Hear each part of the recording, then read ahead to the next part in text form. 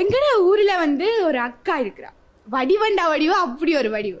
அந்த அக்காவுக்கு பின்னால திரிஞ்சு அவன் அப்பாட்ட அடி வாங்கின பேர் பல பேர் இருக்காங்க எங்கட ஊர்ல. ஆனா அந்த அக்காண்ட அப்பாவை எடுத்தவன்டா ஒரே பக்தி. அந்த கோயிலுக்கு போறது என்ன, இந்த கோயிலுக்கு போறது என்ன, போகாத கோயில் இல்ல, கும்பிடாத சாமி. அந்த அக்கா கடைசியா அவர் வரன் பாத்துக்கொண்டு தெரிஞ்சார். அப்ப ஒரு ஜோசியர்கிட்ட போய் குறிப்பை காட்டி இருக்கிறாரு.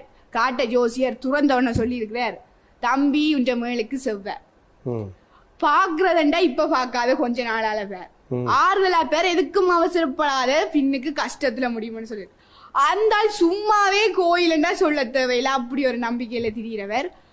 கடைசியில பார்த்த எல்லாமே அந்த அக்காவுக்கு சரியில்லாம வந்துட்டு, இதால கடைசியில அந்த அக்கா கல்யாணமே வேண்டாம்னு எனக்கு சொல்லி போட்டா. இன்றைக்கு சமயத்தால பரப்பப்படுற தேவையில்லாத மூட நம்பிக்கைகளை நம்பி சமூகம் அழிவடைந்து செல்கின்றது.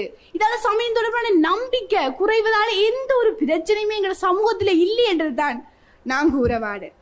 இங்க இந்த குடன் கட்டுறது, தீட்டு தொடர்பான, பெண்கள் தொடர்பான கருத்துக்கள் நீங்க அறிஞ்சிருப்பீங்க.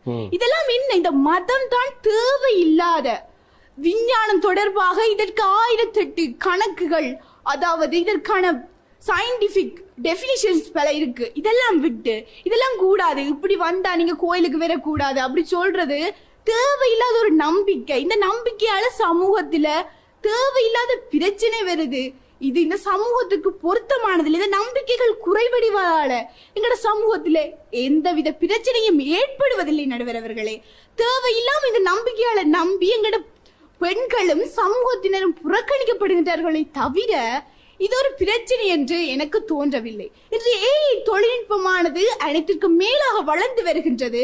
இந்த தொழில்நுட்பத்திலே எந்த பிரச்சனை வந்தாலும் தீர்க்கக்கூடிய சூழ்நிலையில் நாம் வாழ்ந்து கொண்டிருக்கின்றோம். ஆனால் இவ்வாறான பிரச்சனைகளை விட மேலான பிரச்சனையாக இச்சமயம் தோன்றுகிறதா? இது எந்த விதத்தில் நியாயம் என்று எனக்கு புரியும்.